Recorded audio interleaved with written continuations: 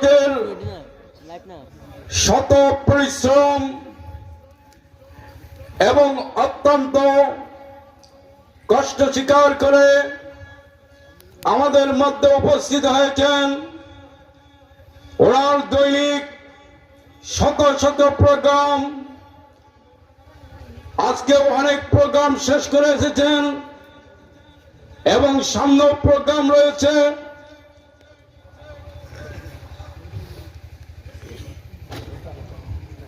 অনেক কষ্টের মাধ্যমে আমাদের এখানে আল্লাহ পাক নিয়ামত স্বরূপ উপস্থিত করেছেন। এই জন্য আমরা সকলে বলি আলহামদুলিল্লাহ। সম্মানিত উপস্থিতি, আমরা সামনের জায়গাগুলো পূরণ করে বসি। মধ্যে যদি কোনো ছোট বাচ্চা থাকে তাদেরকে একটু পাশে অথবা পিছনে জায়গা করে দেয়। সামনে মুরব্বী এবং যুবক ভাইয়েরা